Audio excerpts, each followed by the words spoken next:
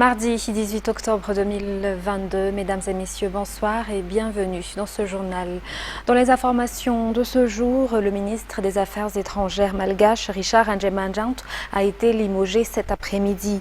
La raison qui était prévisible pour la plupart est qu'il n'a pas consulté notamment le Premier ministre et le président de la République malgache concernant la décision qu'il a prise durant l'élection au sein des Nations Unies concernant la situation entre l'Ukraine et la Russie.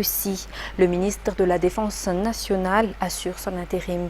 Judika Ranjanirin nous en dit plus. La décision n'a pas attendu le Conseil des ministres aujourd'hui. La question que s'est posée la plupart des citoyens est « va-t-il démissionner ou attendre son limogeage ?» Cet après-midi, le verdict est tombé car le président de la République a pris la décision, par le biais du décret 2022-1468, de limoger Richard Anjemanjant et mettre le ministre de la Défense nationale, le général Richard Rakotnirin, comme intérim. Un Richard qui remplace un Richard. La raison du limogeage du premier est claire, car il n'a pas respecté la hiérarchie au sein de l'État. Il a aussi transgressé la décision de l'État malgache qui est de ne pas prendre parti sur la guerre entre la Russie et l'Ukraine. Il a ainsi violé la position de Madagascar qui est de ne pas prendre parti sur quelques situations dans le monde, et cela depuis l'époque du président Didier Ratsirek. Un choix qui n'a pas changé depuis et qui a été réitéré par le président Andry Rajoelina devant l'Assemblée des Nations Unies au mois de septembre.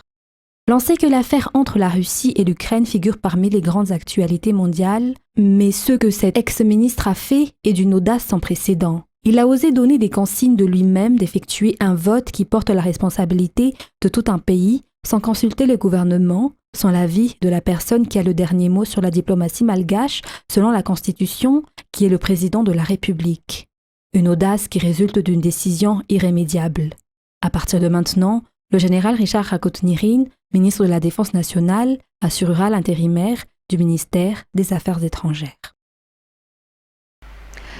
La deuxième session de l'Assemblée nationale s'est ouverte aujourd'hui. Divers points houleux concernant les affaires de l'État ont été abordés par la présidente de l'Assemblée nationale durant sa prise de parole. Christine Razanamassou affirme que les tentatives de déstabilisation dans le pays ont des dessous politiques.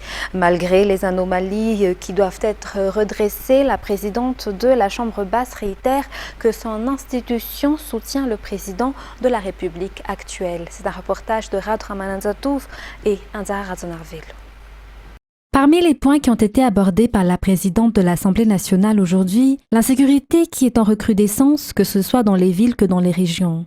Ces cas d'insécurité laissent perplexes car selon la présidente de la Chambre basse, les forces de l'ordre font déjà de leur mieux. Elle a également abordé le sujet des enfants albinos. Selon elle, la loi sur la protection de ces enfants devrait être examinée. Christine Razanamassou a aussi proposé de renforcer le nombre des structures permanentes pour la protection des forêts face à ces cas successifs de feux de brousse dans le pays.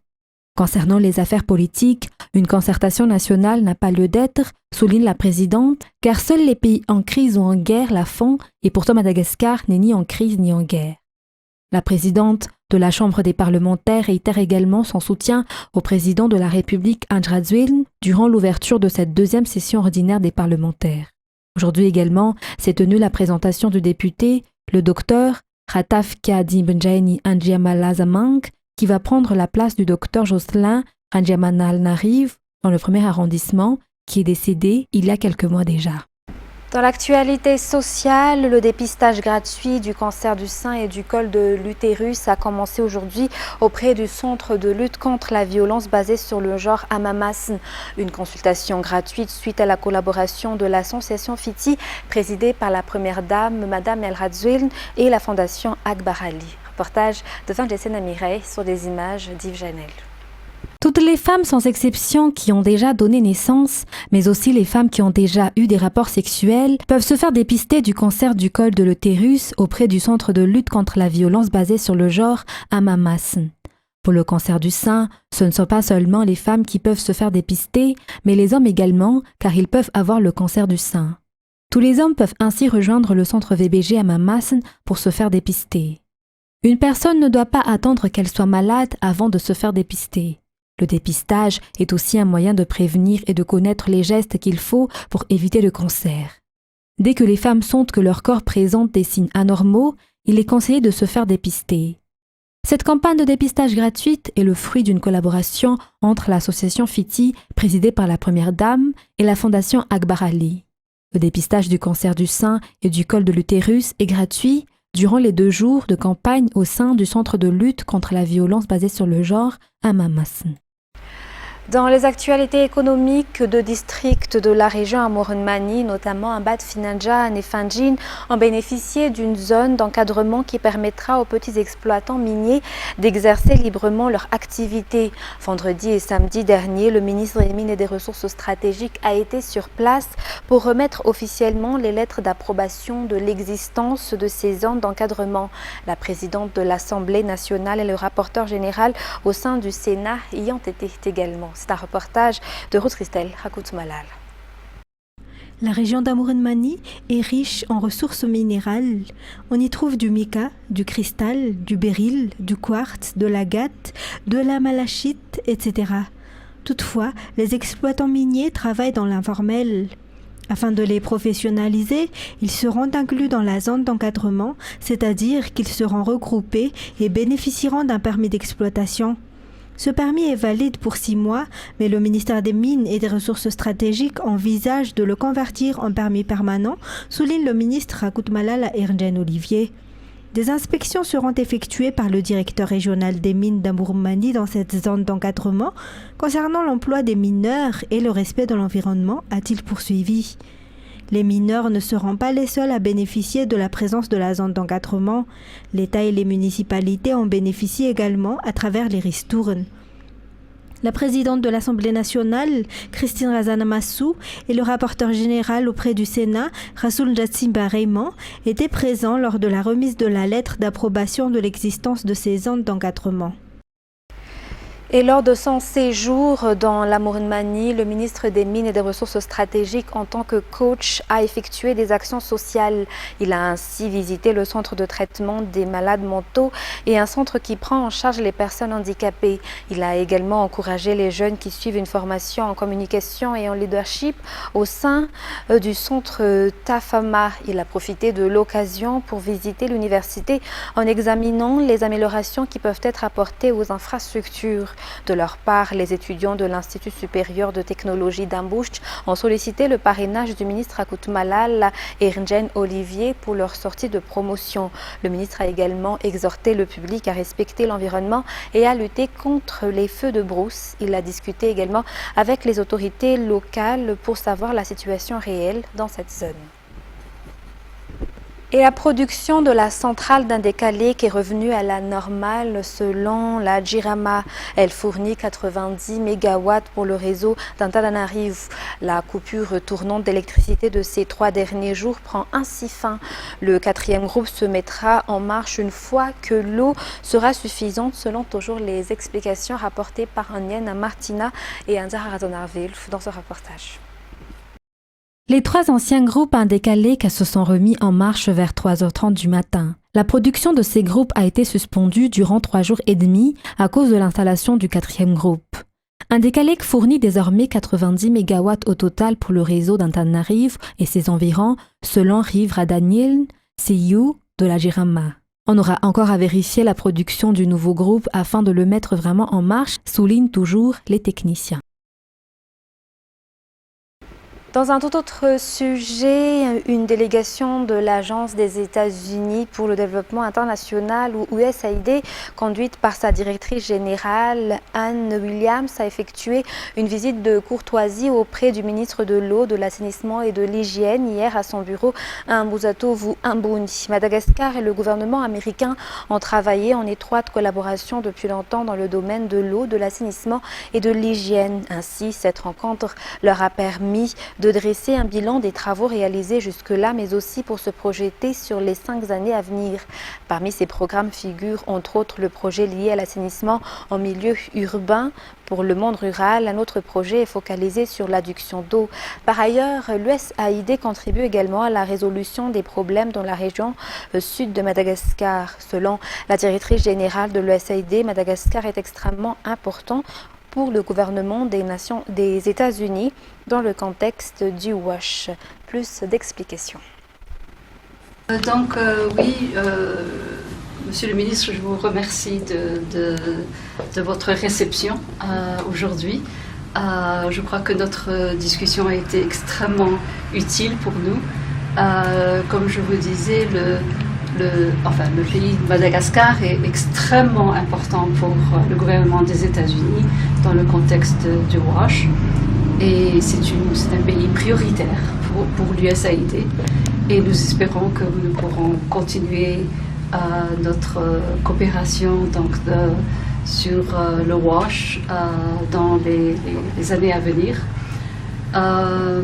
Nous avions aussi discuté du fait que nous sommes en train de conceptualiser de nouveaux programmes d'appui au secteur WASH et nous sommes vraiment très contents de pouvoir le faire en collaboration avec votre ministère et avec votre équipe. On vous remercie pour votre collaboration et on est vraiment très excités de ces possibilités que nous avons de travailler ensemble dans les années à venir. La partie sud du pays est extrêmement importante parce que c'est là où il y a en fait un grand besoin en eau. Nous sommes très conscients que en fait le besoin en eau s'exprime maintenant, aujourd'hui et dans les années à venir. Donc nous sommes très conscients de cela et nous voudrions vraiment pouvoir appuyer le ministère pour continuer notre collaboration et dans le contexte de WASH dans le sud du pays.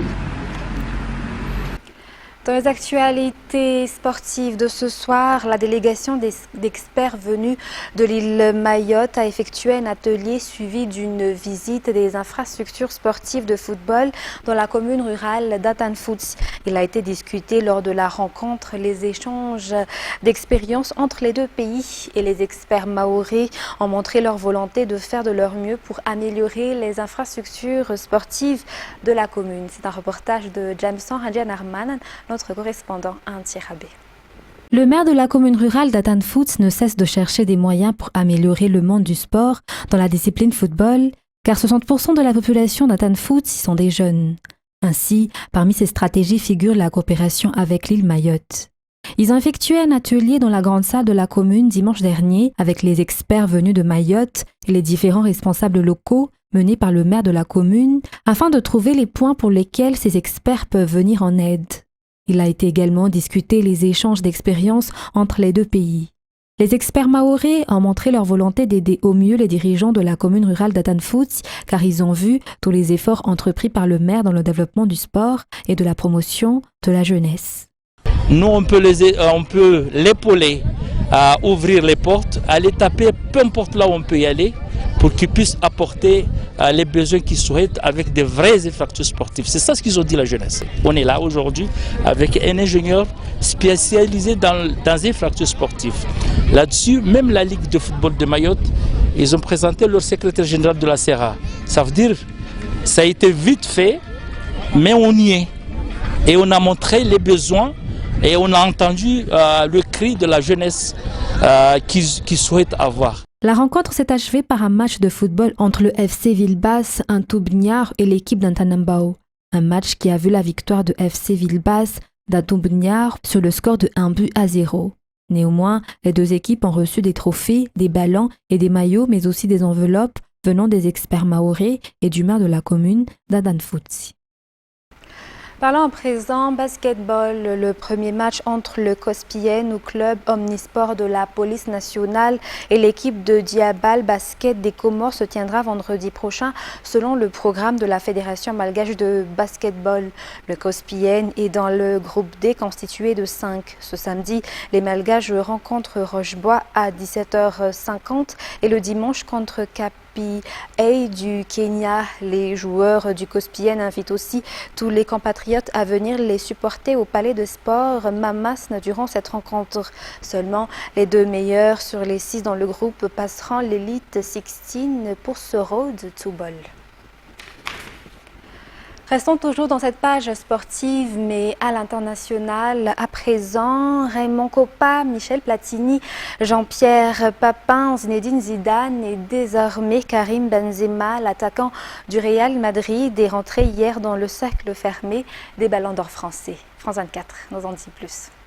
C'est un trophée que le football français attendait depuis 1998 et c'est Karim Benzema qui lui apporte. Nommé à 11 reprises parmi les meilleurs joueurs depuis 2008, l'attaquant français signe cette année une saison exceptionnelle avec le Real Madrid. Le capitaine du club espagnol a inscrit 44 buts et réalisé 15 passes décisives, toutes compétitions confondues, soit la meilleure performance de sa carrière sur une saison. Une récompense individuelle qu'il recherchait depuis longtemps. Toujours c'est dans ma tête. Mais après, comment le gagner ? C'est ça qu'il faut se mettre comme ambition dans la tête. Et ça passe par des grandes compétitions, par des gros matchs. S'il reçoit aujourd'hui la plus haute distinction individuelle du football mondial, Karim Benzema a longtemps défrayé la chronique. Surnommé l'enfant terrible du foot français, son nom est d'abord cité en 2010 dans l'affaire Zaya, du nom d'une escort girl, affaire dont il sera finalement relaxé 4 ans plus tard. Mais en novembre 2015, le chantage à la sextape contre son coéquipier en équipe de France, Mathieu Valbuena, plombe sa carrière en bleu. Il est alors évincé de l'équipe nationale par Didier Deschamps. Plus de 6 ans après, il écope d'1 an de prison avec sursis et de 75 000 € d'amende. Le 18 mai 2021, il fait finalement son grand retour en équipe de France et a su depuis s'imposer comme un leader indispensable de l'effectif de Didier Deschamps.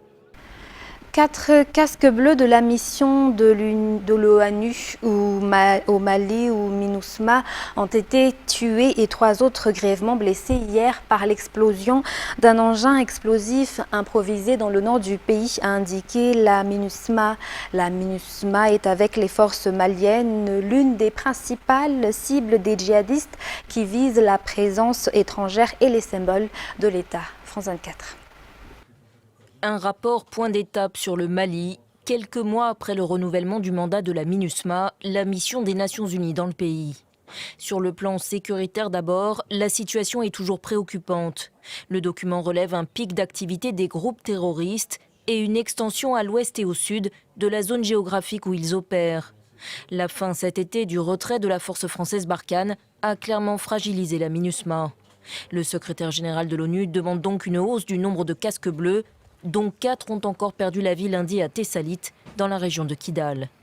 Ça n'est que le dernier incident en date. Il témoigne de l'environnement difficile dans lequel évolue la force de maintien de la paix de l'ONU. Le rapport pointe aussi du doigt de nouvelles violations présumées de droits de l'homme, principalement le fait des groupes djihadistes, mais aussi de l'armée malienne. 32 enquêtes onusiennes sont en cours. La présentation de ce rapport à l'ONU pourrait aussi être l'occasion pour Bamako de préciser ses accusations contre la France. Depuis le mois d'août, le Mali promet de présenter des preuves d'un soutien de Paris à des groupes terroristes sahéliens. Par ailleurs, le sort des 46 soldats ivoiriens toujours détenus à Bamako pourrait être évoqué. Arrêtés le 10 juillet à leur arrivée à l'aéroport, ils ont été accusés d'être des mercenaires venus attenter à la sûreté de l'État. L'ONU dément et affirme qu'ils devaient participer à la sécurité du contingent allemand des casques bleus au Mali. Et contrairement aux engagements pris par le gouvernement conservateur précédent, l'Australie, dirigée depuis le mois de mai par un Premier ministre travailliste, a annoncé ce jour qu'elle renonçait à reconnaître Jérusalem-Ouest comme capitale d'Israël. Une décision que fustige l'État hébreu. France 24. Penny Wong, la ministre des Affaires étrangères, elle estime que le statut de Jérusalem, effectivement, c'est une question à régler entre Israéliens et Palestiniens et que les pays étrangers n'ont pas véritablement leur mot à dire.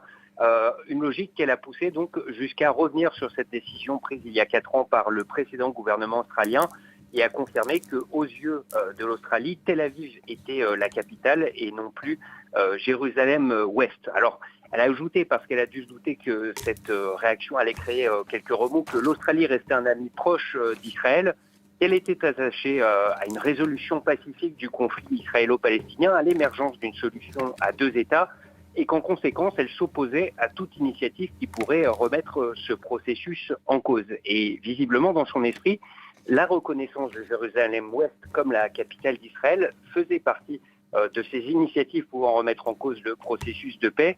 On rappelle effectivement que cette décision avait été prise un peu à la surprise générale en décembre 2018 par l'ancien Premier ministre Scott Morrison. Et à son égard, Penny Wong a eu aujourd'hui des mots extrêmement durs. Elle l'a accusé d'avoir pris cette position à des fins purement politiciennes, en l'occurrence dans le cadre d'une élection législative partielle dans une circonscription de Sydney où vit une importante communauté de confession juive, et une élection qu'en l'occurrence la coalition conservatrice avait alors perdue face à une candidate indépendante.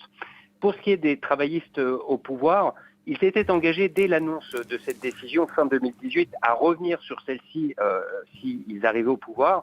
Un engagement qui a été tenu d'abord en toute discrétion dès hier, avec la suppression sur le site du ministère des Affaires étrangères australien de toute référence à cette reconnaissance de Jérusalem comme capitale israélienne, et qui vient donc d'être confirmée de façon beaucoup plus visible et de façon beaucoup plus claire avec cette déclaration de la chef de la diplomatie australienne. Mesdames et messieurs, c'est la fin de ce journal. Nous vous remercions de nous avoir suivis jusqu'à son terme. Sur ce, très bonne continuation et très bonne soirée sur Viva. Au revoir.